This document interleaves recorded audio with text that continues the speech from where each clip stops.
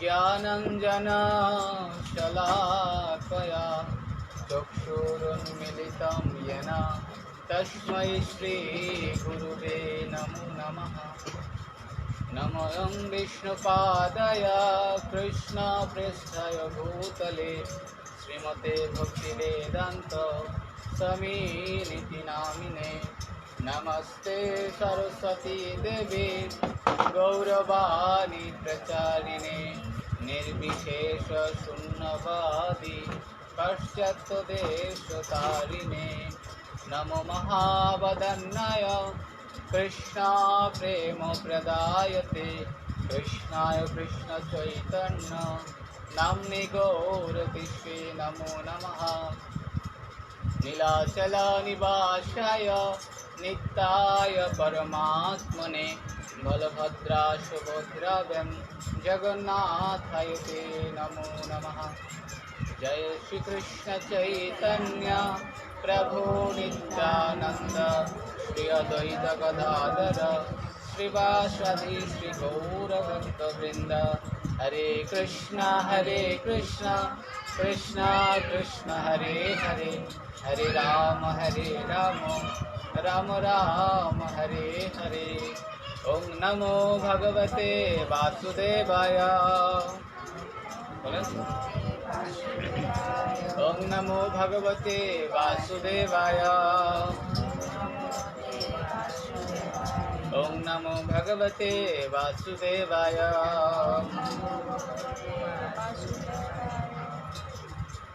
हरे कृष्ण। तो আমরা গত ক্লাসে কি বলেছিলাম কার কার মনে আছে দেখি? একটা টপিক কি বলেছিলাম মনে আছে কিনা বলো? অধ্যায়ের নাম, গীতার 18টা অধ্যায়ের নাম কালকে আমরা জানছি, তাই না? মাথা দিয়ে যোগ করা লাগতো না, শুনেন, হ্যাঁ পরে যোগ করেন। গীতার 18টা অধ্যায়ের নাম আমরা মুখস্থ করার জন্য বলছিলাম, অনেকেই মুখস্থ করছে, তাই না? মুখস্থ কে করছে দেখি তো? হ্যাঁ মুখস্থ করছে শুধু না? তুমি বলো, তুই 18টা অধ্যায়ের নাম বলো, জোরে জোরে বলো, ওর সাথে সাথে আমরা বলবো। বলো। প্রথম অধ্যায় বিষাদ যোগ, তারপর সাংখ্য যোগ, তারপর কর্মযোগ, জ্ঞান যোগ, কর্মসন্ন্যাস যোগ, ধ্যান যোগ, বিজ্ঞান যোগ, অক্ষর ব্রহ্ম যোগ, তারপর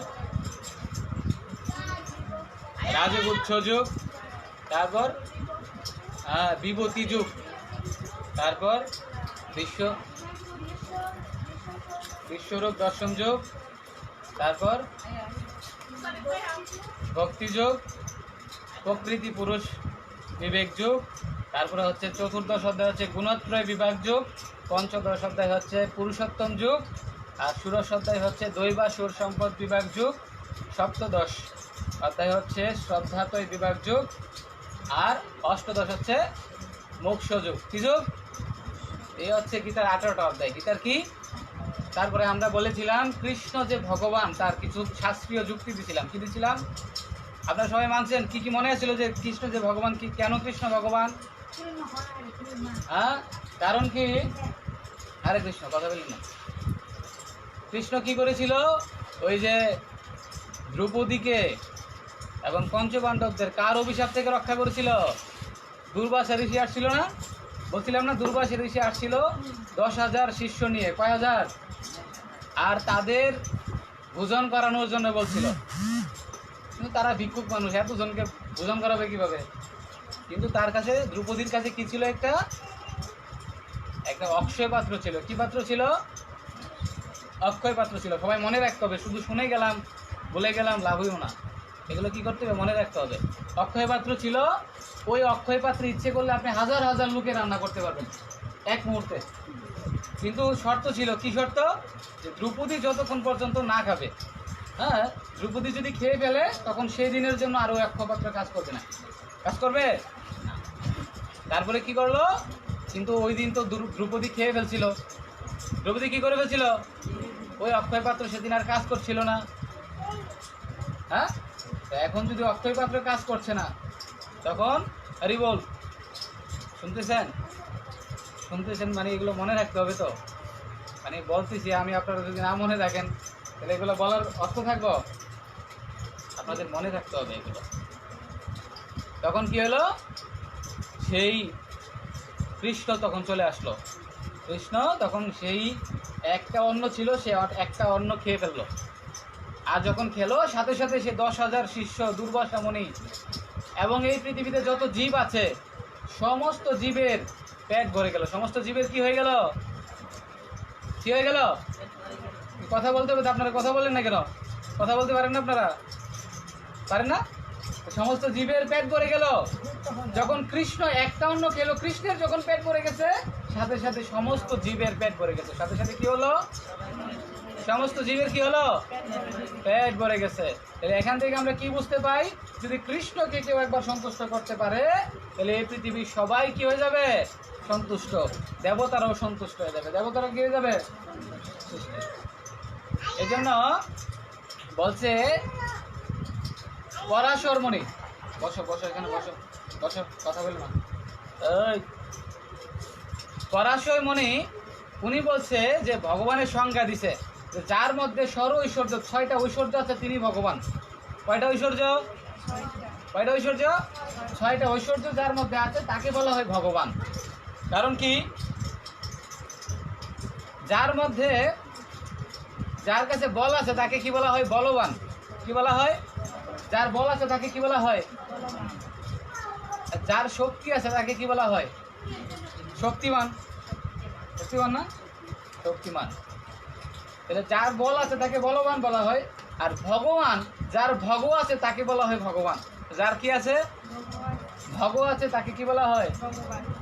ভগ শক্তিটা তো বুঝলাম, যার শক্তি আছে তাকে শক্তিমান, শক্তিমান। যার বল আছে তাকে বলবান, তাই না? কিন্তু ভগ আছে যার, তাকে বলা হয় কি? তাহলে এই ভগটা কি? এই ভগ হচ্ছে সর ঐশ্বর্য। ভগটা কি? ভগটা কি? সর ঐশ্বর্য। ভগটা কি? সর ঐশ্বর্য। তো এই জন্য এই সমগ্র এই সর ঐশ্বর্য মানে কি? সমগ্র 6টা ঐশ্বর্য। সর ঐশ্বর্য মানে 6টা ঐশ্বর্য। কয়টা ঐশ্বর্য? প্রথমটা হচ্ছে সমগ্র শক্তি। সমগ্র, প্রথমটা কি?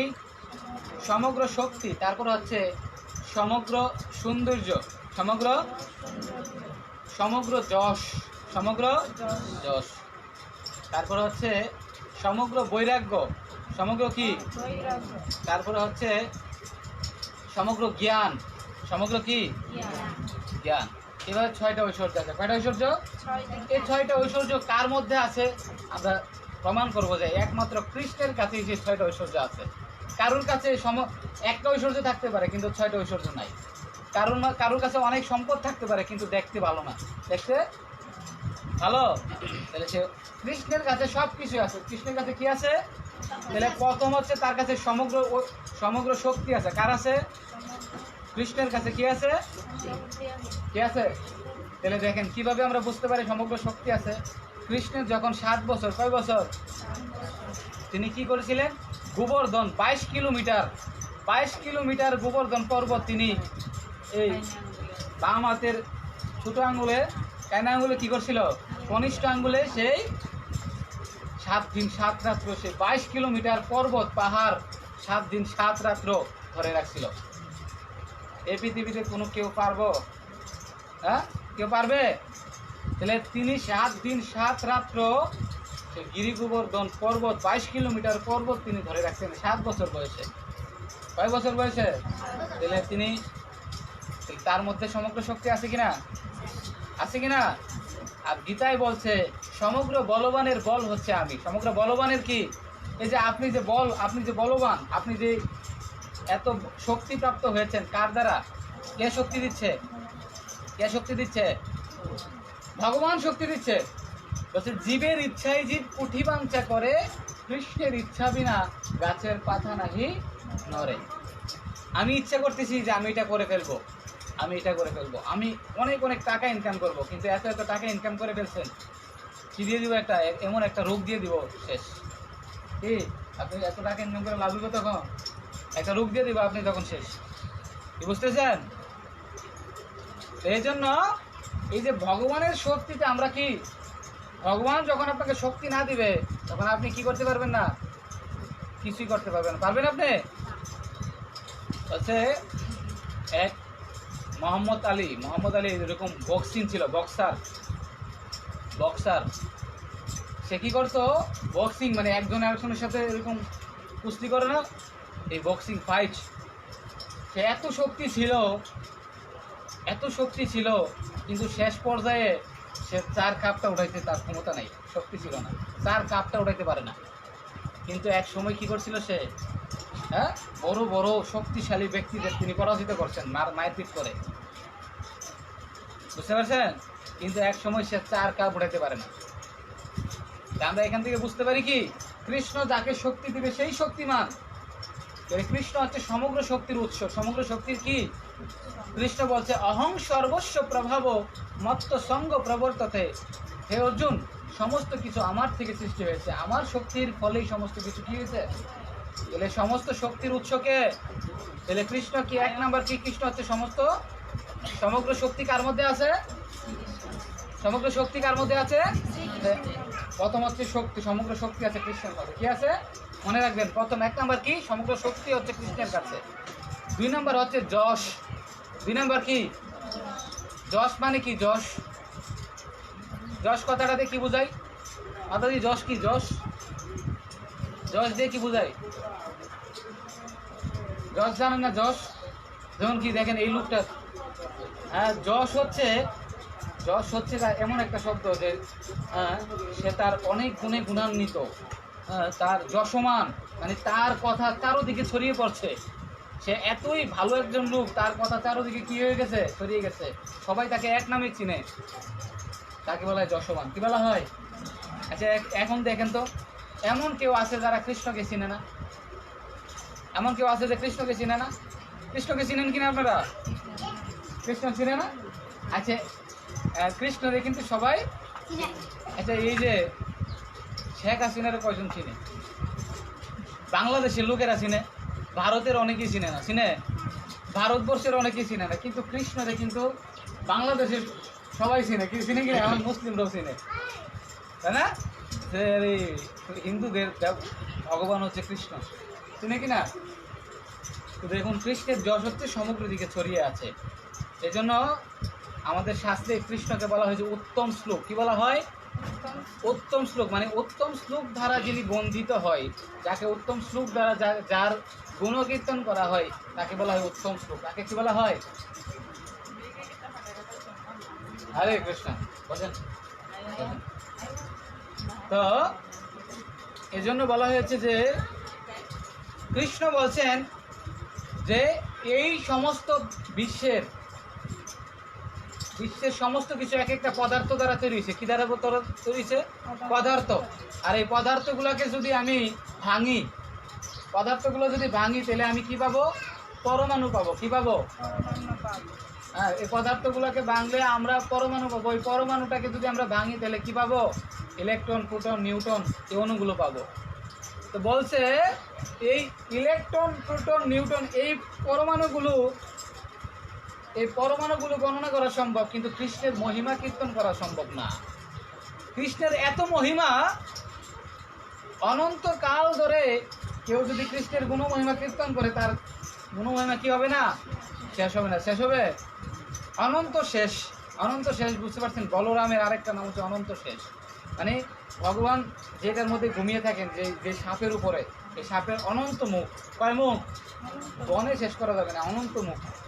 আর সে অনন্ত মুখে ভগবানের গুণমহিমা অনন্তকাল ধরে কীর্তন করছে, কিন্তু তার গুণমহিমা কেউ শেষ করতে পারছে না।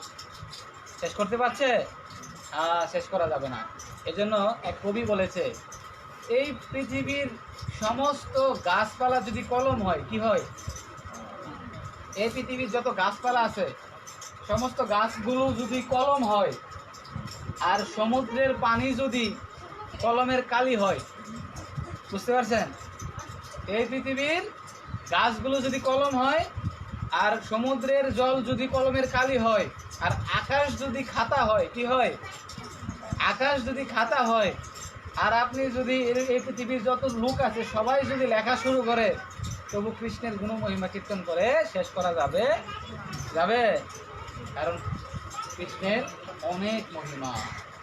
সবচেয়ে গুণ মহিমা কার? সবচেয়ে মহিমা কার? প্রথম আমরা দেখলাম যে কৃষ্ণ হচ্ছে সমগ্র শক্তিমান, সমগ্র শক্তিমান, বুঝতে পারছে? তাহলে কৃষ্ণ হচ্ছে সমগ্র শক্তির উৎস। তারপরে দ্বিতীয় হচ্ছে সবচেয়ে বেশি যশ কার? আরে কৃষ্ণ, আমার দিকে তাকান একটু।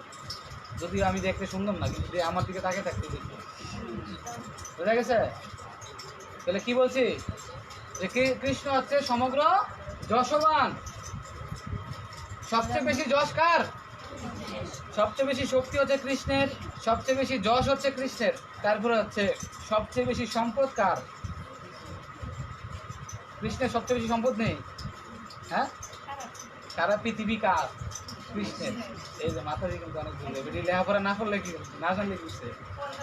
হ্যাঁ, কিন্তু অনেক কিছু জানে, কিন্তু আপনারা কিছু জানেন না, লেখাপড়া করেও জানেন না।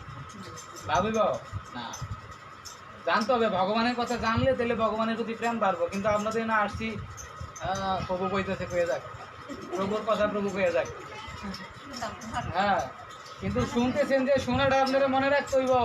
এই যে শুনতেছেন যে এই যে মনটা এদিকে দিতে হবে, কারো মন তো গিয়ে রয়েছে বাড়িতে। দেখো আছে বাড়িতে আছে কি আপনার মন? হ্যাঁ, বাড়িতে যায় না, তা আপনার বাড়িতে এটাই, আপনি মনটা অন্য দিকে নিয়েন না। তো আমি কি বলছি? প্রথম হচ্ছে ভগবান হচ্ছে সমগ্র শক্তিমান, সমগ্র শক্তি কার আছে? তারপর কি বলছি? সমগ্র যশ হচ্ছে ভগবানের। তারপর হচ্ছে সমগ্র সম্পদ হচ্ছে কার? দেখেন, সমগ্র ভগবত গীতায় বলছে আমি হচ্ছি জড় এবং চেতন জগতের সবকিছুর উৎস। ভগবান বলছে আমি জড় চেতন জগতের সবকিছু উৎস, সবকিছু আমার থেকে সৃষ্টি হয়েছে। আর সবকিছু যদি ভগবানকে সৃষ্টি হয়েছে, তাহলে এই সম্পদ কার? ভগবানের কিনা? এই যে আপনার ঘরের মালিককে, আপনার ঘরের সম্পত্তি কার? ভগবানের নেই? ভগবানের। এই জন্য অনেকে গীতার সারাংশ বলছে তোমার কি নিয়ে এসেছো যে তুমি চিন্তা করতেছো? তোমার কিছু নিয়ে আসছো যে তুমি চিন্তা করতেছো? যা কিছু তুমি প্রাপ্ত হয়েছো এখান থেকে প্রাপ্ত হয়েছে, যা কিছু তুমি মালিক হয়েছো এখান থেকে নিয়ে মালিক হয়েছো। হ্যাঁ, আবার যখন তুমি চলে যাবা একটা কানা করে নিয়ে যেতে পারবা? নিয়ে যেতে পারবেন গো? কিছু নিয়ে যেতে পারবেন না। কিন্তু কি যাবে? আপনি কতক্ষণ ভগবানের চিন্তা করছেন, আপনি কতক্ষণ ভগবানের নাম নিয়েছেন, ভগবানের কথা শুনেছেন।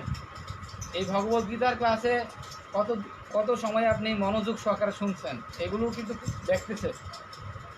আর অনেকে এখানে আসছে কিন্তু বাড়ি ঘরে চিন্তা করতেছে, এগুলো ভগবান দেখতেছে কিনা? ভগবান আপনার ভিতরে আছে কিনা? ভগবান সকলের ভিতরে আছে, পরমাত্মা রূপে আছে। পরমাত্মা রূপে ভগবান সকলের ভিতরে আছে। এই জন্য ভগবানকে বলা হয় সমগ্র শক্তিশালী, সম্পদশালী। কিশালী? আপনার ঘরে যা কিছু আছে সবকিছু কৃষ্ণের। আপনি যে খাচ্ছেন একটা ফল খাচ্ছেন না? এই ফলটা কোথায় থেকে আসছে? গাছ থেকে। গাছটা কোথায় থেকে আসছে? গাছটা কোথায় থেকে আসছে? বীজ থেকে। বীজটা কোথায় থেকে আসছে? ফল থেকে। তো এইভাবে, হ্যাঁ, এইভাবে যদি যে যাই, সবার আগে ভগবানই বীজ তৈরি করছে। কি তৈরি করছে? তৈরি করছে কিনা? তো ভগবান জানে যে আমার ভক্তরা এখানে আসবে, আর আমার ভক্তরা যেখানে এখানে থাকবে তারা কি করবে? তারা খাইতে হবে। আর খাইতে হলে কি করতে হবে? তাদের জন্য আমার ব্যবস্থা করতে হবে। হবে কিনা? হ্যাঁ, অনেকে প্রশ্ন করে যে প্রভু ডিম আগে না মুরগি আগে? কোনটা দিয়ে? মুরগি আগে? ডিম আছে? মুরগিটা বেঁচতে আইছে, মুরগিটা বেঁচতে আইছে, আচ্ছা ডিমটা বেঁচতে আইছে, এটার কোনো অ্যান্সার আছে? ডিম আগে না মুরগি আগে? এগুলোর কোনো অ্যান্সার না। ডিম আগে না মুরগি আগে হয়েছে? হ্যাঁ, মুরগি আগে হয়েছে না ডিম আগে হয়েছে? ডিমটা হয়েছে মুরগির থেকে, মুরগি হয়েছে কোথা থেকে? তাহলে যদি আপনি সারা জীবন তর্ক করেন এটার অ্যান্সার পাইতেন না। এখন ভগবান বলছে অহং বীজ পদ পিতা, আমি হচ্ছি সমস্ত কিছুর বীজ প্রদানকারী পিতা। যেহেতু আমি হচ্ছি বীজ প্রদানকারী পিতা, তাহলে আমার থেকে সবকিছু সৃষ্টি হয়েছে। কি সৃষ্টি হয়েছে? চিন্তা করেন, আপনার দাদা, দাদার দাদা, দাদার দাদা, এভাবে যদি যাইতে যাইতে অন্তিমে যদি কাউকে পান, সেটা কে হবে? সেটা কে হবে? কৃষ্ণ। কৃষ্ণ না? কৃষ্ণ হচ্ছে অনাদির আদি গোবিন্দ সর্ব কারণ কারণম। এইভাবে সবার আদিতে যে থাকবে তিনি হচ্ছেন কে? কৃষ্ণ, তিনি কে? কৃষ্ণ। দেখেন তাহলে কৃষ্ণ তো সবার আগে সৃষ্টি হয়েছে, তাই না? আর এই সবকিছু সৃষ্টি করছে তিনি, আর সবকিছুর মালিক হচ্ছেন কে? কৃষ্ণ। আচ্ছা, কৃষ্ণ যখন এই পৃথিবীতে ছিল তিনি কয়টা বিয়ে করছিল জানেন নি? 16,108টা বিয়ে করছে। 16,000 কয়টা? তাহলে বুঝেন আপনারা যে আছেন, হ্যাঁ, আপনারা তো মানে একটা ঘর দিয়ে সন্তুষ্ট না, কিন্তু কৃষ্ণ কি করছে? তাদেরকে 16,108 জনকে 16,108টা প্রাসাদ করে দিছে। কি দিছে? আলাদা আলাদা প্রাসাদ ছিল প্রত্যেকের, আলাদা আলাদা কি ছিল? কৃষ্ণের এত সম্পদ ছিল। কি ছিল? এত সম্পদ ছিল। বলছে কুবের, কুবের হচ্ছে এই জগতে স্বর্গের ওই যে ধন উপদেশটা হচ্ছে কুবের, মানে স্বর্গের যত ধন আছে না এটা কার কাছে থাকে? কুবেরের কাছে থাকে।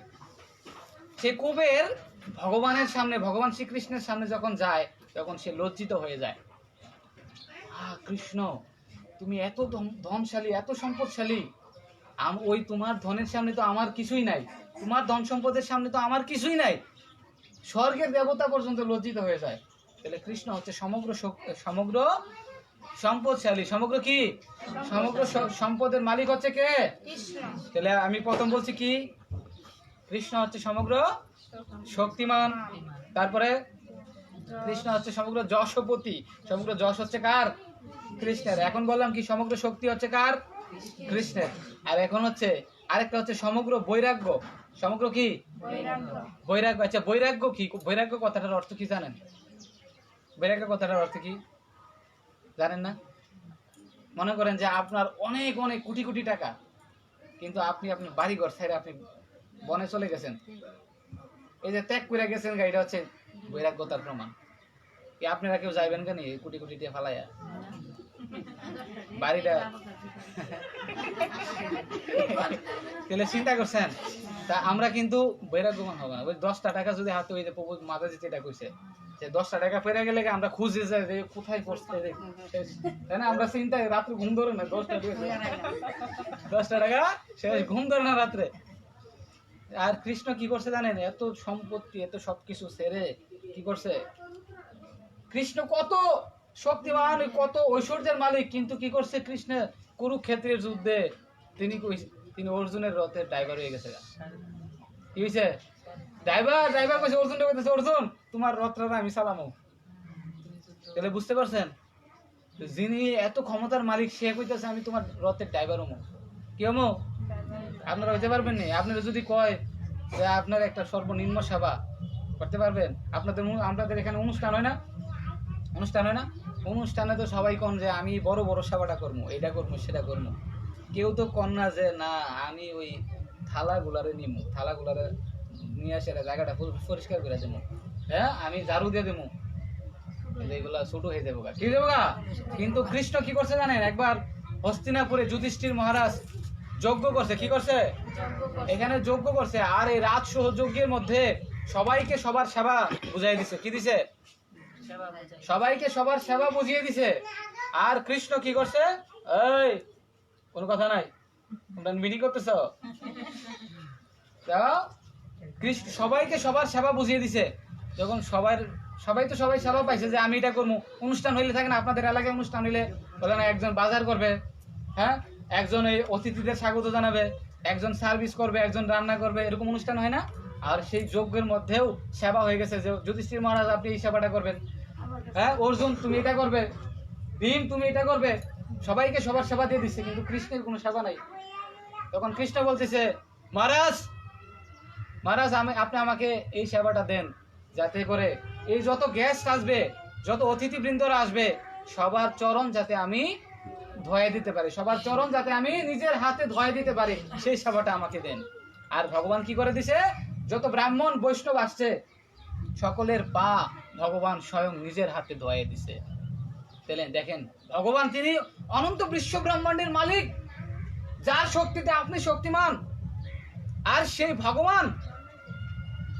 ভগবান কি একদম নিম্ন সেবা নিছে। কি সেবা নিছে? নিম্ন সেবা নিছে। কিন্তু আমরা কি করতেছি? না আমাকে সেই ছোট সেবাটা দিলে আমি সেই সেবাটা করবো না। করবো? আরে আমি যদি মন্দিরটাকে ঝাড়ু দেই, আমি যদি মন্দিরটা ঝাড়ু দেই, আমার যদি কেউ একজন দেখ খেলায় যায় মন্দির ঝাড়ু দিতেছি, আমার তো মান সম্মান কেমন যাবো গা? কি হয়ে যাবো? মান সম্মান কেমন যাবো গা না? আরে আমি মন্দির ঝাড়ু দিতেছি, কেউ যদি এসে দেখ খেলায় তাহলে কি কিছু হবে না? মন্দিরে ঝাড়ু দিতেছে, কত খারাপ লাগবে না? কিন্তু ভগবান কি করতেছে? ভগবান তো আপনার চরণ ধোয়ার দায়িত্ব নিছে। একবার কি হয়েছে জানেন? লঙ্কায় যখন সীতা দেবীকে হরণ করে নিয়ে গেছিল রাবণ, তখন রাম কি করেছিল? সেখানে পাথরের সমুদ্র করেছিল, সেতু তৈরি করছিল। কি তৈরি করছিল? সেতু, পাথরের সেতু তৈরি করছিল না? আর সেই যখন বানর সেনারা সেই সেতু তৈরি করার জন্য কাজ করতেছে, আর সেখানে একটা পাখি ছিল। কি পাখি ছিল? হ্যাঁ, কি পাখি ছিল জানেননি? কাঠবিড়ালি বলে। কাঠবিড়ালি না? সে কি করতেছে জানেন? সেও সেবা করার সুযোগ নিছে। সে কি করতো? ওই বালুর মধ্যে গিয়ে ওইখানে গড়াগড়ি করতো বালুর মধ্যে, আর গড়াগড়ি করে সেটা তার শরীরে যত বালু লাগতো, সেই বালুগুলো সে ওই পাথরের মধ্যে গিয়ে জ্বালা দিত, তখন বালুগুলো করতো। আর তখন কি করতো? সেই বানর সেরারা কত বড় বড় পাথর নিয়ে আসতেছে, আর পাখিটা মাঝখানে পড়ে, মানে পায়ের নিচে পড়ে যায় কিনা, মারা যায় কিনা, তখন বলছে এই যাও এখান থেকে, পাখি তোমাদের জন্য আমাদের ডিস্টার্ব হচ্ছে, আমার নিচের দিকে তাকাইতে হচ্ছে, নাহলে পারানি পড়ে যায়। তখন সেখানে সেই কাঠবিড়ালিটা ভগবানের কাছে গেছে, ভগবান রামচন্দ্রের কাছে। দেখেন, আমি তো আপনার বড় বড় সেবা করতে পারতাম না, পাথর নিয়ে যাওয়ার কোনো সামর্থ্য নই, কিন্তু আমি সেখানে সামান্য বালু দিচ্ছি। বালুগুলা দেওয়াতে কি হচ্ছে? পাথরগুলো একসাথে কি করতেছে? লাগতেছে একটা একসাথে একটা লাগতেছে, হ্যাঁ, আরো জয়েন হচ্ছে। কিন্তু আমি এই ছোট সেবাটা করতেছি, কিন্তু আপনার এই বানর সেনারা আমাকে করতে দিচ্ছে না। তখন সে ভগবান রামচন্দ্র বলতেছে, দেখো, তোমাদের বড় বড় শক্তি আছে বিধায় তোমরা বড় বড় পাহাড় নিচ্ছ, অনেক শক্তি আছে বলে অনেক বড় বড় পাহাড় নিচ্ছ, কিন্তু তার সেই শক্তিটা নাই, কিন্তু তার শক্তি অনুসারে সেই সেবাটা করছে। হ্যাঁ, সেই সেবাটা করছে, আমি তার প্রতিও প্রসন্ন। আমি কি? তাহলে ভগবানের যদি কেউ ছোট ছোট সেবাও করে, ভগবান তার প্রতি আরো বেশি কি হয়? প্রসন্ন হয়। কি হয়? আরো বেশি প্রসন্ন হয়, আরো বেশি প্রসন্ন হয়। এই জন্য দেখেন, ভগবান আমাদেরকে শিখাচ্ছে যে ভগবান কি দায়িত্ব নিচ্ছে? সে পা ধোয়ার দায়িত্ব নিচ্ছে। বলছে, আমি পা ধুয়ে দিব সকল বৈষ্ণবদের, যারা যারা এই যজ্ঞতে আসবে। এখান থেকে আমরা শিখতে পারি যে ভগবান হচ্ছে কি? বৈরাগ্যবান। তিনি অনেক যশস্বী, অনেক সম্পদশালী, অনেক কিছু থাকা সত্ত্বেও, ভগবানের অনেক কিছু থাকা সত্ত্বেও, হরে কৃষ্ণ, কথা বললেন না, বসে যান, কথা বললেন না, বসে যান, যে আসবো বসে যাবেন সাথে সাথে। তো এত ঐশ্বর্যশালী, এত ক্ষমতাশালী থাকা সত্ত্বেও ভগবান কি করছে? সে এত সর্বনিম্ন সেবা নিচ্ছে। হ্যাঁ, বুঝতে পারছেন? তারপরে দেখেন, সেই বৃন্দাবনের ব্রজগোপীরা তাকে এত ভালোবাসতো, কিন্তু সমস্ত ভালোবাসা পরিত্যাগ করে, সমস্ত ভালোবাসার তিনি আসক্তি ত্যাগ করে, সমস্ত মায়ামোহ ত্যাগ করে তিনি বৃন্দাবনের উদ্দেশ্যে রওনা দিচ্ছেন, দ্বারকার উদ্দেশ্যে রওনা দিচ্ছেন। আমরা কি বুঝতে পারি? যে ভগবান হচ্ছে সমগ্র বৈরাগ্যবান, তার কাছে সবচেয়ে বেশি বৈরাগ্য আছে। আমরা ইচ্ছে করলে সবচেয়ে ছোট সেবাটা করতে পারি না, কিন্তু তিনি সবচেয়ে নিম্ন থেকে নিম্ন সেবা তিনি করতে পারেন। তাহলে আমরা কি বুঝতে পারলাম? ভগবান হচ্ছে সবচেয়ে, প্রথম কি বললাম? শক্তিমান। তারপরে কি বললাম? ভগবান সবচেয়ে যশস্বী। তারপরে হচ্ছে কি? ভগবান হচ্ছে কি? সমগ্র ঐশ্বর্য বলতে বলতে সমগ্র সম্পদের মালিক। তারপরে হচ্ছে সমগ্র বৈরাগ্য। তাহলে আমরা কয়টা বললাম? 4টা। তারপরে হচ্ছে সমগ্র শ্রী মানে কি? সৌন্দর্য। শ্রী মানে কি? সৌন্দর্য। এই জন্য ভগবানকে বলা হয় সবচেয়ে সুন্দর পুরুষ বলা হয় কাকে? কেন এই পৃথিবীতে লক্ষ্মীকে কি বলা হয়? লক্ষ্মী হচ্ছে সৌন্দর্য, বা সবচেয়ে সুন্দরী বলা হয়, তাই না? সেই লক্ষ্মী দেবী কি করছে? তিনি ভগবানের চরণ সেবা করছে। সেই লক্ষ্মী দেবী কি করছে? ভগবানের চরণ সেবা করছে। রাধারানী হচ্ছে সবচেয়ে বেশি মানে সৌন্দর্যবান নারী, সুন্দরী নারী। যেমন মানুষের আন্দাজে একটা পিপিলিকা কেমন দেখতে? বিশ্রী, ক্ষুদ্র। ঠিক স্বর্গের দেবীদের তুলনায় মানুষটা কি একদম তুচ্ছ স্বরূপ। তারপরে অপ্সরাদের তুলনায় আবার দেবীরা আবার দেখতে তুচ্ছ স্বরূপ, আর গোপীদের তুলনায় আবার অপ্সরাও তুচ্ছ। আর সমস্ত গোপীদের মধ্যে শ্রেষ্ঠ হচ্ছে কি রাধারানী। আর রাধারানী হচ্ছে যার সৌন্দর্যে তিনি মোহিত হয়ে যান। রাধারানীও কৃষ্ণের সৌন্দর্যে মোহিত হয়ে যান। তাহলে কৃষ্ণ হচ্ছে কি সবচেয়ে সৌন্দর্য, সবচেয়ে সুন্দর হচ্ছে কে কৃষ্ণ। এই জন্য একবার কি হয়েছে, দ্বারকায় যখন কৃষ্ণ ছিল, এখানে একটা ব্রাহ্মণ ছিল। আর সেখানে ব্রাহ্মণ সে যখনই তার কোনো সন্তান নেওয়ার প্রয়াস করে, সাথে সাথে তার সন্তান মারা যায়। গর্ভে থাকা অবস্থায় সেই সন্তান মারা যায়। আর সে একদিন কৃষ্ণের সামনে এসে বলতেছে, এই রাজ্যের রাজা ভালো না, এই রাজ্যের শাসন ভালো না, তাই আর আমার সন্তান যতবারই আমি সন্তান নেওয়ার প্রয়াস করি আমার সন্তান মারা যায়। এই রাজ্যের শাসন ভালো না, কৃষ্ণই ভালো না। তখন কৃষ্ণের সামনে এমন বলতেছে, আর কৃষ্ণের সামনে যেমন কৃষ্ণকে বকাবকি করতেছে ওই ব্রাহ্মণ, তখন সেখানে অর্জুন ছিল। অর্জুন বলছে কি তোমার কি সমস্যা, তুমি আমার সামনে আমার প্রভুকে তুমি এরকম ভাবে দোষারোপ করছো, বলো তোমার কি সমস্যা। বলতেছে বলছে আমার এই রাজ্যে আমার সন্তান ভূমিষ্ঠ হচ্ছে না, গর্ভে থাকা অবস্থায় আমার সন্তান মারা যাচ্ছে। বলছে যাও, আগামীবার যখন তোমার সন্তান হবে সেই সন্তানকে যদি আমি না রাখতে পারি, আমি যদি না বাঁচিয়ে রাখতে পারি, তাহলে আমার নাম অর্জুন না, তাহলে আমি নিজে আত্মহত্যা করে মরে যাব। তবু আমি আমার প্রতিজ্ঞা রক্ষা করবো, তোমার সন্তানকে আমি পালন করব, তোমার সন্তানকে আমি বাঁচানোর চেষ্টা করব। এই কথা বলছে। কে বলছে? অর্জুন। আর তখন কি হলো, ওই ব্রাহ্মণের স্ত্রী আবার গর্ভবতী হয়েছে। তখন কি হইলো, আবার সে মারা গেছে।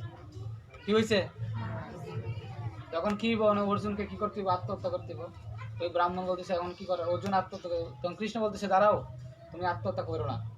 তখন অর্জুন আর কৃষ্ণ কি করছে, ওই তার বাচ্চাটা কোথায় আছে, তার বাচ্চার আত্মা কোথায় গেছে, মারার পরে তো আত্মা কোথায় যায়, হয় স্বর্গে যায়, নয় ভগবত ধামে যায়, নয় নরকে যায়, বুঝতে পারছেন, যে কোনো এক জায়গায় যায়। তখন সে নরকে গেছে অর্জুনকে নিয়ে। কৃষ্ণ বলছে না তো, ওই বাচ্চাটাকে তো আমরা আনি নাই, ও বাচ্চার আত্মা তো আমরা আনি নাই। বলছে কোথায়? স্বর্গে গিয়ে দেখে স্বর্গেও নাই। কোথায় গেছে? অন্তিমে সে বৈকুণ্ঠে গেছে। বৈকুণ্ঠে কে থাকে? ভগবান বিষ্ণু। ভগবান বিষ্ণু কোথায় থাকে? আর যখন ভগবান বিষ্ণুর কাছে গেছে, ভগবান বিষ্ণু উঠে দাঁড়িয়ে ভগবান শ্রীকৃষ্ণকে প্রণাম করতে। কারণ কি, বিষ্ণুরও প্রভু হচ্ছে কে? কৃষ্ণ। কারণ এই জন্য কৃষ্ণকে ভগবান বলা যায় না, ওনাকে কি বলতে হবে? পরমেশ্বর ভগবান। কি বলা হবে? মানে বিষ্ণুকেও ভগবান বলে, শিবকেও ভগবান বলে, ব্রহ্মাকেও ভগবান বলে, কিন্তু এই সমস্ত ভগবানদের যিনি ভগবান, তিনি হচ্ছেন পরমেশ্বর ভগবান। আর পরমেশ্বর ভগবান কিনি কে? কৃষ্ণকে বলা হয় পরমেশ্বর ভগবান। কৃষ্ণকে কি বলা হয়? কৃষ্ণকে যদি কেউ ভগবান বলে সেটা ভুল হবে। কৃষ্ণ হচ্ছে পরমেশ্বর ভগবান, তিনি হচ্ছে সমস্ত কিছু, সমস্ত ভগবানদেরও ভগবান। তখন বিষ্ণুর সে বৈকুণ্ঠে যখন ভগবান কৃষ্ণ গেছে, ভগবান বিষ্ণু তখন কৃষ্ণকে এসে প্রণাম করলো। তাকে বললো যে আপনি আমার এখানে আসছেন, কারণ বলুন। বলছে সেই আমার রাজ্যে একটা ব্রাহ্মণের সন্তান মারা গেছে, আমি নরকে গিয়েছি, এখানেও নাই, স্বর্গেও নাই, এই জন্য বৈকুণ্ঠে আসছি। আর তোমার এখানে কি আছে কিনা সেই সন্তান? বলছে হ্যাঁ, আমি সেই সন্তানের আত্মাটাকে নিয়ে আসছি। বলছে কেন? বলছে আমি তোমার সৌন্দর্য দেখার জন্য আমি মোহিত ছিলাম, আমি কবে তোমার সৌন্দর্য দেখবো, আর এই জন্য তুমি এক সময় সেই ব্রাহ্মণের সন্তানটাকে খুঁজতে খুঁজতে তুমি আমার ধামে আসবে, আর আমার ধাম পবিত্র হয়ে যাবে, আর আমি তোমাকে মন করে দেখবো। আর এটার জন্য, তোমার সৌন্দর্য দেখার জন্য আমি ইয়েটাকে নিয়ে আসছি। নাও, এই ব্রাহ্মণ সন্তানটাকে আমি তোমাকে দিয়ে দিচ্ছি।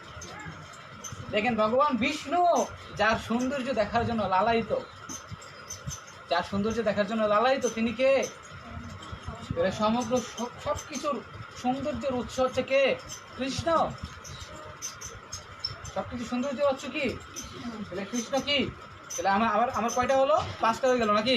প্রথম কি বলেন তো দেখি, মনে আছে কিনা? প্রথম কি বলছিলাম আমরা? সমগ্র সম্পদশালী, সমগ্র শক্তি, সমগ্র সম্পদ, তারপরে সমগ্র যশ, তারপরে সমগ্র বৈরাগ্য, আর এখানে বললাম সমগ্র শ্রী। ঐশ্বর্য মানে 6টাকে ঐশ্বর্য বলে। এই ছয়টাকে একত্রিত বলা হয় ঐশ্বর্য। বোঝা গেছে? তাহলে পাঁচটা বললাম, আরেকটা আছে। আরেকটা কি আছে? আরেকটা হচ্ছে সমগ্র জ্ঞান। আরেকটা কি? সমগ্র জ্ঞান। সমগ্র জ্ঞান কার কাছে আছে বলেন তো দেখি? কৃষ্ণের কাছে। সমগ্র জ্ঞান কার কাছে আছে? বলেন তো কিভাবে? এই যে এই জন্য ব্রহ্মাকে, সৃষ্টির আদি জীব থেকে ব্রহ্মা, আর এই ব্রহ্মাকে প্রথম এই জ্ঞান দিয়েছে, এ দিয়েছে ভগবান কৃষ্ণ। আর এই যে দেখেন ভগবানের জ্ঞানের একটা প্রকাশ, এটা ভগবান শ্রীকৃষ্ণ অর্জুনকে বলছে। দেখতে পাচ্ছেন? এটা দেখেন এত সুন্দর একটা জ্ঞান আমাদের জন্য দিছে। এই জন্য বলতে পারি ভগবান হচ্ছে সমগ্র জ্ঞানবান, মানে তার কাছে সমস্ত জ্ঞান আছে। কার কাছে আছে? সমস্ত জ্ঞান কার কাছে আছে? আর এই ছয়টা জিনিস যেহেতু তার কাছে আছে, তাকে বলা হয় কি? কি বলা হয়? সর্ব ঐশ্বর্যপূর্ণ ভগবান। তার কাছে ছয়টা ঐশ্বর্য আছে। কয়টা ঐশ্বর্য আছে? আরে ছয়টা ঐশ্বর্য পৃথিবীতে আর কারো নাই। আর কারো আছে? কারো কাছে সম্পদ থাকতে পারে কিন্তু তাকে দেখতে ভালো লাগবে না।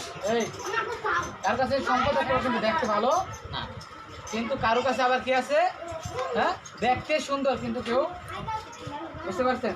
এই জন্য সবকিছুর সৌন্দর্যের উৎস হচ্ছে, সবকিছুর ছয়টা ঐশ্বর্য কার কাছে আছে? ভগবান শ্রীকৃষ্ণের কাছে আছে। বুঝতে পারছেন? এই জন্য কৃষ্ণই হচ্ছে ভগবান। কারণ এই পৃথিবী যত দেবতা আছে, যত মনির এসে আসে, অনেক সবাইকে নিয়ে যাও। হ্যাঁ, এই সব কিছুর সমগ্র দেবতা সবাই ভগবান শ্রীকৃষ্ণের তপস্যা করছে। সবাই ভগবান শ্রীকৃষ্ণকে, যখন দেবতারা বিপদে পড়ে যায়, তখন কার শরণাগত হয়? দেখছেন আপনারা দেখছেন কিনা? যখন তারও বিপদ, একবার কি হয়েছে জানেন? শিব একটা অসুরের নাম ছিল ভস্মাসুর। কি অসুর? বুঝতে পারছেন? ভস্মাসুর। আর সে ভস্মাসুর কি করছে? ভগবানের তপস্যা করা, শিবের তপস্যা করা শুরু করে দিয়েছে। কি তপস্যা? কারণ কি? সে ভস্মাসুরের সেই পার্বতীকে দেখা খুব ভালো লাগছে। পার্বতীরে দেখা বলছে শিব যতদিন পর্যন্ত বাচ্চা থাকছে, আছে ততদিন পর্যন্ত পার্বতীর এসে পাবে না। তখন কি করছে? আমি এক কাজ করি, শিবের তপস্যা করা শুরু করে দিই। সে শিবের তপস্যা করা শুরু করে দিছে।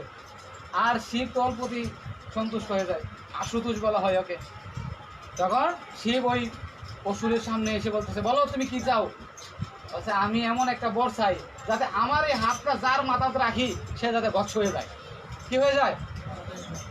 তখন বলছে যে তুমি এত কষ্ট করে আমার তপস্যা করছো, যে ঠিক আছে যাও, তোমার মনোবাঞ্ছা পূর্ণ হবে। সে বর দিয়ে দিছে। দিয়ে দিল। তখন ওই ভস্মাসুর ভাবতেছে যে আপনি যে আমার বর দিছেন আসলে কি সেটা সঠিক কিনা সেটা যাচাই করতে হবে। কি করতে হবে? কারণ আমি আপনার মাথায় হাত রাখবো, রাইখা যাচাই করবো যে আপনার বরটা সঠিক কিনা, আপনি বৎসন কিনা। শিব তো বিপদে বেড়ে গেছে, আমি আরে বর দিছি, আমার মাথাতেই হাত রাখতে চাইতেছে। বুঝতে পারছেন? শিব তো ভয় পাইতেছে। তখন ওই অসুর তো ভাবতেছে যে যতদিন পর্যন্ত শিব থাকতেছে ততদিন পর্যন্ত আমি কি পাবো না? পার্বতীরে পাবো না। তখন কি করতেছে? শিব দৌড়তেছে সামনে, আর তার পিছনে ভস্মাসুর দৌড়তেছে। কি করতেছে? আর মনে মনে সে কৃষ্ণকে বলতেছে, হে কৃষ্ণ আমাকে রক্ষা করো, কৃষ্ণ আমাকে রক্ষা করো। শিব বলতেছে। আর কৃষ্ণ তো ভগবত ধাম থেকে বলতেছে, গোলক বৃন্দাবন থেকে দেখতেছে কি আমার ভক্তদের বিপদে পড়ে গেছে। হ্যাঁ, তখন কৃষ্ণ কি করছে? একটা ছোট ভালুক রূপে, একদম এর মতো ছোট ভালুক রূপে সে আইসা রাস্তায় দাঁড়ায় আছে। হঠাৎ করে বলতেছে, এই ভস্ম। সে কি রে, ছোট বালকটা আমার নাম ধরে রাখতেছে। তখন কি করলো? সে ভস্মাসুর কি করলো? দাঁড়িয়ে গেল। তখন বললো, এই তোমার বড় না ছোট আমি, তুমি আমার নাম ধরে রাখতেছো? আচ্ছা যাই হোক, তুমি শিবের পিছনে ছুটতেছো কে? বলছে শিবের পিছনে মানে ও আমার একটা বর দিছে, বরটা পরীক্ষা করার জন্য আমি ওর পিছনে ছুটতেছি, আসলে কি সে সঠিক বর দিছে কিনা। তখন কি করলো? বলছে আর কি বলে শিব, এই কথা বলো না। বলছে শিব ও কি না কি বর দিছে, ওর বর কি সঠিক হইতে পারে কিনা? এর বর সঠিক না। এর বর সঠিক হইতে পারে না। আর এই কি করে শ্মশানে থাহে, কি করে না করে, এই কি বর দিছে এটা তোমার সঠিক হবো নাকি? এটা বিশ্বাস করতেছো তুমি? কৃষ্ণ তখন ছোট বালক রূপে এসে ভস্মাসুরে বলতেছে এইগুলো বিশ্বাস করো না। তো তুমি ওর পিছনে দৌড়তেছো, ওর মাথার মধ্যে বছর হাত রাখুন লাগবো কিনা? তোমার নিজেরও তো একটা মাথা আছে, তোমার নিজেরও তো একটা মাথা আছে, তুমি তোমার মাথার মধ্যে রেখে পরীক্ষা করো, দেখবো কিছু হইতো না। আরে এর বর সঠিক না, হ্যাঁ বলছে তুমি কি করো, নিজের মাথায় হাত রেখে দেখো, নিজেরও তো মাথা আছে, কি ওর মাথা হাত রাখুন যেন ওর পিছনে পিছনে উঠতেছো। তখন কি করছে, ঠিকই তো কইছেন আপনি, ছুট হয়েছেন কি, কথা তো ঠিকই কইছেন, হ্যাঁ। তখন তাকে কথার মায়া জালে এরকম ভাবে ফাঁসিয়ে দিছে, তখন সে নিজের মাথা যখন নিজে হাত রাখছে সে বশ হয়ে গেছে। দেখেন তাহলে দেবতারও বিপদে পড়ে যায়, কি করে যায়? আর যখন বিপদে পড়ে যায় কার শরণাগত হয়? কৃষ্ণের শরণাগত হয়। তখন কৃষ্ণ তাদের সামনে এসে তাদেরকে রক্ষা করে, বুঝতে পারছেন? একবার ব্রহ্মা, বুঝতে পারছেন ব্রহ্মার কয় মুখ কইছিলাম যে মনে আছে কিনা? 4 মুখ। কয় মুখ? শিবের হইছে 5 মুখ আর ব্রহ্মার হইছে 4 মুখ। কয় মুখ? হ্যাঁ। একবার ব্রহ্মা শুনছেন যে ভগবান এই পৃথিবীতে আসছেন, ভগবান এই পৃথিবীতে আসছেন, এই কথা শুনছেন। ভগবান এই পৃথিবীতে আসছেন আর ব্রহ্মা কি করছেন? ভগবানকে দেখতে আসছেন। আইসা দেখে বৃন্দাবনে ভগবান কৃষ্ণ ছোট, বুঝতে পারছেন, ছোট। আর আইসা দেখতেছেন কি রে ভাই, এই ছোট ছেলেটা ভগবান। দেখতেছে কি করতেছে, তারা যখন একসাথে তাদের মা বাপ কি করে দিত, তারা তো রাখা ছোটবেলা থেকে ওই গরু চড়াইতো, আর মা কি করতো, খাবার বেঁধে দিয়ে দিত, সেই খাবার কি করতো তারা একসাথে খাইতো, সবাই যার যার ঘর থেকে অনেক কিছু নিয়ে যাইতো, আর এগুলা নিয়ে তারা বন্ধু বান্ধব একসাথে খাইতো। কি করতো? একসাথে খাইতো। তখন যখন তারা দুপুর হয়ে গেছে, তারা একটা গাছের নিচে বসে কৃষ্ণ তার সখা বৃন্দদের নিয়ে একসাথে খাচ্ছে। আর ঠিক এই মুহূর্তে ব্রহ্মা গেছে ভগবানকে দেখতে, আর দেখতেছে তার সাধারণ একটা বালক, সে বালকটা কি করছে, খাইয়া ফেলতেছে, তার মুখে গিলে ফেলছে, আর মুখ থেকে নিয়ে আই না কৃষ্ণ দিতেছে না। কৃষ্ণ দেখতো, এই যে আমার মা এই লাড্ডু পাঠাইছে, লাড্ডুটা কেমন দেখতো, নিজে খায়া, সেই নিজে খেয়ে সেই উচ্ছিষ্টটা ভগবান দিচ্ছে, আর ভগবান সেই উচ্ছিষ্ট খাচ্ছে। আর ব্রহ্মা বলতেছে কি রে ভাই, এ কেমন ভগবান, সে মানুষের ঝুটা মানে উচ্ছিষ্ট খাচ্ছে, এ কি ভগবান হতে পারে কিনা? এ ভগবান না। তখন কি করছে, ভগবান যখন ঘুমিয়ে গেছেন, তখন ওই তার ভগবানের যত সখা বৃন্দ আছে, ভগবানের সমস্ত সখাদের তিনি চুরি করে দিয়েছেন, চুরি করে নিয়ে অন্য জায়গায় ঘুম পাড়ায় রাখছেন, চুরি করে নিয়ে অন্য জায়গায় কি করে রাখছেন, ঘুম পাড়ায় রাখছে। আর কৃষ্ণ বলতেছে কি রে, আমার সখা বৃন্দরা কোথায় গেছে? কৃষ্ণ তো হরে বল, তাই বল, থাক থাক, কথা বলো না, হরে কৃষ্ণ, কথা শুনেন, শুনেন, ওইদিকে তাকেন না, আমার দিকে তাকেন, যে আসবে আসবে, না নাই। তখন কৃষ্ণ ভাবতেছে কি রে, এ তো ব্রহ্মার কাজ, হ্যাঁ, ব্রহ্মা আমার সখা বৃন্দরে চুরি করে নিয়ে গেছে, নিয়ে ঘুম পাতে রাখছে। তখন কৃষ্ণ কি করছে, আমি ব্রহ্মাকে উচিত শিক্ষা দিব। তখন কি করছে, কৃষ্ণের যত সখা বৃন্দরা আছে সমস্ত সখা বৃন্দদের নিজের থেকে সৃষ্টি করে দিয়েছে কৃষ্ণ। কি করে দিছে? কৃষ্ণ তো নিজে থেকে সৃষ্টি করতে পারেন কিনা, তিনি হচ্ছে সৃষ্টির উৎস, নিজে থেকে তিনি সৃষ্টি করতে পারেন কিনা, সমস্ত সখা বৃন্দরে তিনি নিজে থেকে সৃষ্টি করে দিয়েছেন। আর ব্রহ্মা এসে দেখতেছে কি রে ভাই, আমি তো যাদেরকে চুরি করছি তারা দিন এখানে সবাই কৃষ্ণের সাথে খেলা করতেছে, আমি তাহলে কাদের চুরি করলাম? আবার ওইখানে গিয়ে দেখে কি রে, আমি তো যাদের চুরি করছি তারা এখানেও আছে। কিন্তু বুঝতে পারলো তখন কি রে, কৃষ্ণ নিজের থেকে যেগুলোকে তৈরি করছে। তখন বুঝতে পারছে এই ছেলেটা তো সাধারণ কোনো বালক নয়, এই ছেলেটা কি নয়, সাধারণ কোনো কি নয়, বালক নয়, সে তো সাক্ষাৎ ভগবান, বুঝতে পারছেন? তখন ব্রহ্মা সেই কৃষ্ণের কাছে হাত জোড় করে বলছে, হে কৃষ্ণ, আমার অপরাধ হয়ে গেছে, আমার অপরাধ থেকে আপনি মার্জনা করুন। বুঝতে পারছেন? তাহলে এগুলো থেকে আমরা কি বুঝতে পারি, কৃষ্ণ কি, কৃষ্ণ কি, তাহলে কৃষ্ণ ভগবান কিনা? কৃষ্ণ হচ্ছে ভগবান, উনি হচ্ছে জগৎ। দেখেন উনার প্রণাম মন্ত্রের মধ্যে আমরা কি পাই, হে কৃষ্ণ করুণার সিন্ধু, তিনি হচ্ছে করুণার সাগর। করুণার সাগর, যদি অনেক পাপী ব্যক্তিও যদি কেউ ভগবান শ্রীকৃষ্ণের কাছে যায়, অনেক পাপী ব্যক্তিও যদি কেউ কৃষ্ণের কাছে গিয়ে বলে যে আমি তো ভুল করে ফেলছি, আমাকে ক্ষমা করে দাও, তখন তাকেও সে ক্ষমা করে দেয়। একবার রামচন্দ্র কত বছরের বনবাসে ছিল? 14 বছর বনে কাটিয়েছিল, 14 বছর। কয় বছর? আর যখন তার চরণে জুতা ছিল না, জুতাও ছিল না, আর সে যখন এই বন জঙ্গল দিয়ে হেঁটে যাচ্ছিল, তার পায়ে অনেক কাটা তার পায়ে বিঁধে থাকতো। আর রাতে যখন লক্ষণ তার দাদা রামচন্দ্রের পা টিপে দিত, তখন দেখতো যে তার পায়ে, রামচন্দ্রের পায়ের মধ্যে অনেক অনেক কাঁটা বিঁধে আছে। আর সেগুলোকে লক্ষণ ছুটানোর প্রয়াস করতো, খোলার প্রয়াস করতো। তখন রামচন্দ্র বলল, না না, এই কাঁটাগুলোকে খোলো না, কাঁটাগুলোকে খোলো না। তখন সেই লক্ষণ তখন খুলতো না। তখন লক্ষণ গিয়ে বলতো সীতামাকে, মা আপনি একবার প্রয়াস করুন না, আমার দাদা কাঁটাগুলোকে আমাকে খুলতে দিচ্ছে না, আপনি একবার বলুন না, আপনি একবার খোলার প্রয়াস করুন। তখন সেই সীতামা যখন রামচন্দ্রের পা থেকে সে কাঁটাগুলোকে খুলতে যাবে, তখন বলে, না না, এই কাঁটাগুলোকে খুলো না। বলছে, কেন কাঁটাগুলোকে খুলবো না কেন? বলছে, আমি তো প্রতিজ্ঞা নিয়েছি, যদি কেউ একবারে ভুলেও আমার চরণ আশ্রয় গ্রহণ করে, আমি তো তাকে কখনো ত্যাগ করি না। এই কাঁটাও আমার চরণ আশ্রয় গ্রহণ করেছে, আমি তাকে কীভাবে পরিত্যাগ করি? দেখেন, ভগবান যে জিনিসটা তাকে আঘাত দিচ্ছে তাকেও পরিত্যাগ করছে না।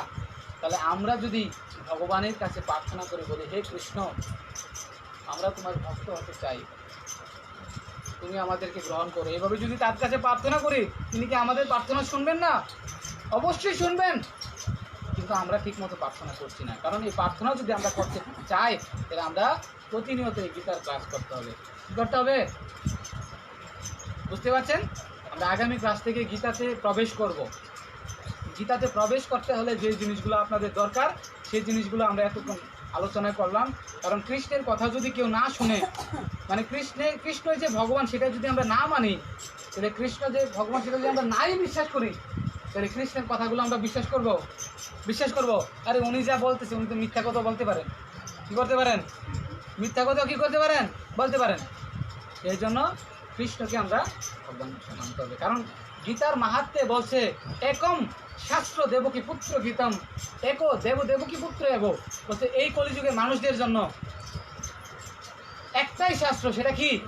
ভগবত গীতা। একটাই শাস্ত্র আপনাদেরকে দিয়ে দিছে। কয়টা শাস্ত্র দিছে? কয়টা শাস্ত্র দিছে? সেটা কি? ভগবত গীতা। বলছে একজনই দেবতা, একজনই ভগবান, তিনি কে? দেবকী পুত্র। দেবকীর পুত্র নাম কি? কৃষ্ণ। দেবকীর পুত্র নাম কি? কৃষ্ণ। আর কি? এক মন্ত্রস্য নমামি জানি, একটাই মন্ত্র এই কলিযুগের জন্য, একটাই মন্ত্র, যেই মন্ত্রের মাধ্যমে আপনি কৃষ্ণকে বশ বানাতে পারেন, কৃষ্ণকে কি করতে পারেন? বশীভূত করতে পারেন। সে মন্ত্রটা কি জানেন?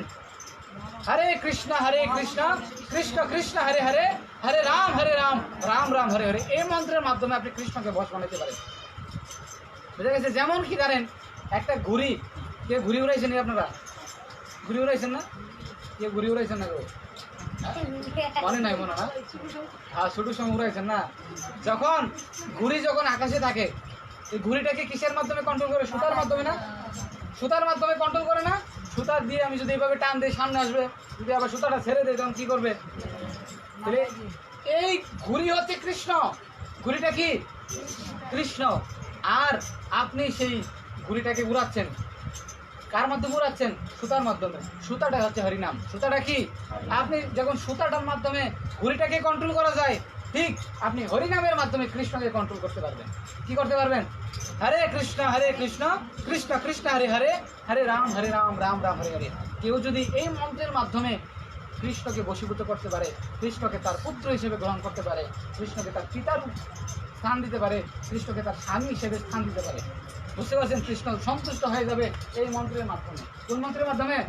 এই মহামন্ত্রের মাধ্যমে। এই জন্য বলছে, আর এই কলিযুগের মানুষের একটাই সেবা, সেটা হচ্ছে শ্রীকৃষ্ণের সেবা করা। কয়টা বলছে এখানে? প্রথম হচ্ছে এই কলিযুগের মানুষের জন্য একটাই গ্রন্থ হচ্ছে, সেটা হচ্ছে ভগবত গীতা। এই কলিযুগের মানুষের জন্য ভগবান হচ্ছেন কে? কলিযুগের মানুষদের না, সমগ্র যুগের মানুষদের জন্যই হচ্ছে কে? ভগবান কৃষ্ণ। ভগবান একজনই ভগবান, সেটা হচ্ছে দেবকীর পুত্র। আর কি? এখানে এই কলিযুগে একটাই মন্ত্র, যেই মন্ত্রের মাধ্যমে ভবনদী পাড়ি দেওয়া যায়, সেটা কি? হরে কৃষ্ণ মহামন্ত্র। তারপরে একটাই, সেটা হচ্ছে শ্রীকৃষ্ণের সেবা করা। সেটা কি করা? শ্রীকৃষ্ণের সেবা করা। এই জন্য বলছে, শ্রীল প্রভুপাদ বলছেন, গীতার জ্ঞান বাই বুঝো ভালো করি, পাইবে কৃষ্ণের কৃপা, ভজিবে শ্রীহরি। গীতার জ্ঞান ভালোভাবে বুঝতে হবে, আর যখন আমরা ভালোভাবে বুঝবো তখন আমরা কৃষ্ণের কৃপা পাবো। কার কৃপা পাবো? আর যদি আমরা কৃষ্ণের কৃপা লাভ করতে পারি তাহলে কি করতে পারবো? আমরা কৃষ্ণের কৃপা যদি আমরা লাভ করতে পারি তাহলে আমরা কি আমাদের কোনো কষ্ট দুঃখ থাকবে? কোনো কষ্ট দুঃখ থাকবে না। তখন আমরা অনাহাসে এই ভব সমুদ্র ত্যাগ করে কোথায় যেতে পারবো? বলছে আমরা গত ক্লাসে বলি নাই যে কারোর মধ্যে যদি এই ভগবত গীতার জ্ঞান থাকে, কি থাকে? ভগবত গীতার যদি জ্ঞান থাকে তখন কি হবে? হ্যাঁ, এই ভগবত গীতার জ্ঞান যার মধ্যে থাকবে সে কিভাবে হবে? যেমন সে কখনো দুঃখ কষ্ট পাবে না। তবে গত ক্লাসে বলি নাই যেমন পদ্ম পাতায় জল থাকলে সে জল পদ্ম পাতাকে স্পর্শ করতে পারে না, ঠিক তদ্রূপ এই ভগবত গীতার জ্ঞান যার মধ্যে আছে তাকে কখনো কষ্ট দুঃখ কোনো ধরনের হতাশা স্পর্শ করতে পারবে না। এই জন্য আমরা কি করতে হবে? শিল প্রভুপাদ বলছে গীতার জ্ঞান বাই বুঝো ভালো করি, পাইবে কৃষ্ণের কৃপা ভজিবে শ্রী হরি। তাহলে কৃষ্ণের কৃপা যদি আমরা লাভ করতে চাই তাহলে আমরা গীতার জ্ঞান আমরা লাভ করতে হবে। বুঝা গেছে? এই গীতা আমরা কি বলছিলাম যে এই গীতাটা কিসের অংশ? মহাভারতের অংশ। কিসের অংশ? মহাভারতের অংশ। মহাভারতের অংশ না? এই গীতার জ্ঞান কোথায় দিছিল? কোথায় দিছিল আপনারা জানেন? কুরুক্ষেত্রের যুদ্ধে। কুরুক্ষেত্রের যুদ্ধে এই গীতার জ্ঞান কে কাকে দিয়েছিল? কৃষ্ণ অর্জুনকে দিয়েছিল। কৃষ্ণ অর্জুনকে। আচ্ছা, এই কুরুক্ষেত্রের যুদ্ধেই কেন এই জ্ঞান দিয়েছিল? আপনাদের প্রশ্ন থাকতে পারে না যে কেন এই কুরুক্ষেত্রের যুদ্ধ দিয়েছিল? কৃষ্ণ আমাদেরকে শিখাচ্ছেন যে আমরাও কি করতেছি, একজন আরেকজনের সাথে আমরা মায়ের সাথে যুদ্ধ করছি, সংসারের সাথে যুদ্ধ করছি। এই সংসারের সাথে যদি যুদ্ধ করে আমাদেরকে বিজয় লাভ করতে হয় তাহলে আমরা কি করতে হবে? কৃষ্ণের উপদেশ মানতে হবে। যেমন কুরুক্ষেত্রের যুদ্ধে কৃষ্ণ জয় লাভ করেছিল কার কথা শুনে? কৃষ্ণ যদি অর্জুনের পক্ষে না থাকতো তাহলে অর্জুনরা কখনো যুদ্ধ জয় লাভ করতে পারতো? কখনোই পারতো না। কারণ কৌরবদের পক্ষে কে ছিল? ভীষ্ম, কর্ণ, দ্রোণাচার্য, বিশাল বিশাল মহারথীরা ছিল। তাদের সামনে তো এই অর্জুনরা তো কিছুই না, তাদেরকে একদম মেরে ফেলতে পারে। কিন্তু তবু অর্জুনদের পক্ষে কে ছিল? ভগবান কৃষ্ণ ছিল। আর ভগবান কৃষ্ণ যার দিকে থাকে তাদের কখনো পরাজয় হতে পারবে না। কখনো পরাজয় হতে পারবে? তারা কখনোই পরাজিত লাভ করবে না, তারা সবসময় বিজয় লাভ করবে। এই জন্য এই মহাভারতের অংশ হচ্ছে শ্রীমদ্ ভগবত গীতা। মহাভারতের ভীষ্ম পর্বের কোন পর্ব? মনে রাখতে হবে কিন্তু মহাভারতের ভীষ্ম পর্বের হ্যাঁ সেই 25 থেকে 42 অধ্যায়, এই 18টা অধ্যায় হচ্ছে শ্রীমদ্ ভগবত গীতা বা গীত উপনিষদ। কোন উপনিষদ? তারপরে এই ভগবত গীতার কটা অধ্যায় আছে বলছিলাম আমরা?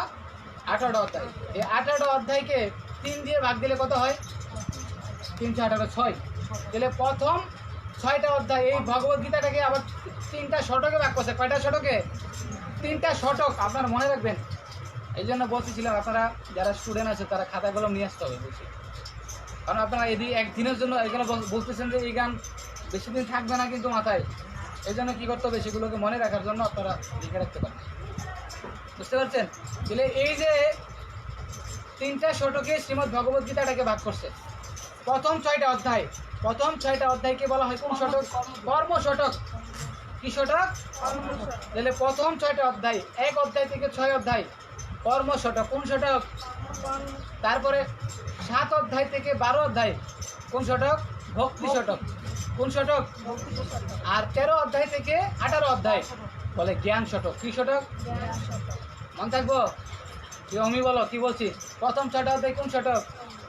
কর্ম শতক। তারপর মাঝখানে 6টা অধ্যায় কোন শতক? ভক্তি শতক। আর লাস্টের 6টা অধ্যায় কোন শতক? জ্ঞান শতক। বুঝতে পারছেন? এই হচ্ছে এই 18টা অধ্যায়কে 3টা শতকে ভাগ করছে। তারপরে কি হয়েছে যে এই সম্পূর্ণ ভগবত গীতায় অর্জুনের প্রশ্ন আছে। কয়টা প্রশ্ন আছে জানেন? 16টা প্রশ্ন আছে। কয়টা প্রশ্ন?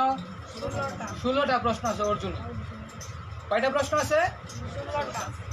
আর এই ভগবত গীতায় 5টা জিনিস সম্পর্কে আলোচনা করছে। কয়টা জিনিস? আমি প্রথম দিন বলছিলাম, কার মনে আছে দেখি তো? বলেন, একটা বলেন দেখি। এই ভগবত গীতায় কয়টা জিনিস নিয়ে আলোচনা করছে? একটা হচ্ছে, দেখেন আপনারা আজকে মনে রাখেন, একটা হচ্ছে ঈশ্বর। প্রথমটা কি? দ্বিতীয় হচ্ছে জীব। তারপরে হচ্ছে প্রকৃতি। কি বললাম? প্রকৃতি। তারপরে কাল আর কর্ম। আবার বলছি, ঈশ্বর। কি বললাম? ঈশ্বর, জীব, প্রকৃতি, কাল, কর্ম। বলে এই পাঁচটা জিনিস নিয়ে এই ভগবত গীতায় আলোচনা করা হয়েছে। মানে ঈশ্বরকে ঈশ্বর সম্পর্কে আলোচনা করছে শ্রীমদ্ ভগবত গীতায়। তারপরে জীব, এই যে আমরা যে জীব, আমাদের কি করার কর্তব্য, আমাদের কি কাজ, জীব সম্পর্কে আলোচনা করছে। জীব কি, জীবের কাজ কি, সেগুলো নিয়ে আলোচনা করছে। তারপর কর্ম, আমাদের কিভাবে কর্ম করতে হবে সেটা আলোচনা করছে। বুঝতে পারছি কি কর্ম করলে আমরা ভগবানকে লাভ করতে পারবো। তারপরে কাল মানে কি জানেন? কাল মানে সময়। কাল মানে কি? সময়। তারপরে আরেকটা জিনিস হচ্ছে প্রকৃতি, এই যে প্রকৃতির নিয়ম, দ্বিগুণ, এগুলো নিয়ে আলোচনা করছে। এই যে পাঁচটা জিনিস নিয়ে ভগবত গীতায় আলোচনা করছে। তাহলে আমরা বুঝতে পারলাম শ্রীমদ্ ভগবত গীতায় 18টা অধ্যায় আছে। এই 18টা অধ্যায়কে 3টা শতকে ভাগ করছে। প্রথম 6টা অধ্যায় হচ্ছে কর্ম শতক, মাঝখানের 6টা অধ্যায় হচ্ছে ভক্তি শতক, লাস্টের 6টা অধ্যায় হচ্ছে জ্ঞান শতক। আর এই শ্রীমদ্ ভগবত গীতায় 5টা জিনিস নিয়ে আলোচনা করছে, ঈশ্বর, জীব, প্রকৃতি, কাল, কর্ম। এই 5টা জিনিস নিয়ে ভগবত গীতায় আলোচনা করছে। বলছে এই ভগবত গীতা কারা বুঝতে পারবে? এই ভগবত গীতা বোঝার জন্য কি আছে? যোগ্যতা আছে। কি আছে?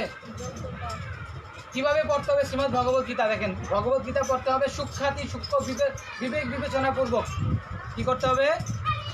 প্রথম হচ্ছে কিভাবে ভগবত গীতা পড়তে হবে? সূক্ষ্মাতি সূক্ষ্ম বিবেক বিবেচনাপূর্বক। এভাবে, এটা ভগবানের কথা, মনোযোগ সহকারে একদম সূক্ষ্মাতি সূক্ষ্মভাবে এই ভগবত গীতা পড়তে হবে। তারপরে 2 নম্বর হচ্ছে অভিজ্ঞ কৃষ্ণের ভক্তের কাছে পড়তে হবে। কার পড়তে হবে? কার কাছে? অভিজ্ঞ কৃষ্ণের ভক্তের কাছে। কারণ আমরা নিজে পরে ভগবত গীতা বুঝতে পারবো না। পারবো? কখনোই না। আমি উদাহরণ দিছিলাম প্রথম দিন, বুঝা গেছে? মনে আছে কিনা যে অনেকে বলে চা খাওয়ান দেব ভগবত গীতা, এরকম নিজে অর্থ তৈরি করে, এইভাবে নিজের প্রচেষ্টায় ভগবত গীতা বোঝা যাবে না। এই জন্য তারপরে হচ্ছে প্রথম হচ্ছে কি বললাম? সূক্ষ্মাতি সূক্ষ্ম বিবেক বিবেচনাপূর্বক। দ্বিতীয় হচ্ছে অভিজ্ঞ কৃষ্ণ ভক্তের তত্ত্বাবধানে ভগবত গীতা পড়তে হবে। 3 নম্বর হচ্ছে মন গড়া বা অনুমান করে ভগবত গীতা পড়া যাবে না। আমরা কি বলছিলাম? ওই যে হাত কাটো, পা কাটো, বুঝা গেছে, গলা কাটো, বলছিলাম কিনা? অনুমান করে করা যাবে কোনো কিছু? অনুমান করে করা যাবে না, কারণ অনুমান করার জ্ঞান সেটা প্রকৃত জ্ঞান না, সেটা সঠিক জ্ঞান না। আরেকটা হচ্ছে কি? গুরু পরম্পরার মাধ্যমে, প্রকৃত গুরু পরম্পরার মাধ্যমে এই জ্ঞান আসে। এই জ্ঞানটা আসে, এই জন্য গুরু পরম্পরার মাধ্যমে সেই জ্ঞানটা লাভ করতে হবে। বুঝা গেছে? বুঝতে পারছেন? এই জন্য বলছে এই ভগবত গীতার জ্ঞান কার কাছে করতে হবে? চৈতন্য মহাপ্রভু বলছেন, যাও ভাগবত করো গিয়া ভাগবতের স্থানে। তারপরে একান্ত আশ্রয় করো চৈতন্য চরণে। মহাপ্রভু বলছেন, মহাপ্রভু শরৎ দামোদর প্রভু বলছেন যে আমরা এই ভগবানের কথা, গীতা, ভাগবত, এগুলো কার কাছে করতে হবে? এখানে উপদেশ দিচ্ছে, যাও ভাগবত করো গিয়া ভাগবত স্থানে। ভাগবত মানে কি? যারা কৃষ্ণ ভক্ত তাদের কাছে গিয়ে এই ভগবত গীতা পড়তে হবে। তাদের কাছে কি করতে হবে? ভগবত গীতা পড়তে হবে। যেমন কি, কেন আমরা ভগবত গীতা তাদের কাছে পড়বো?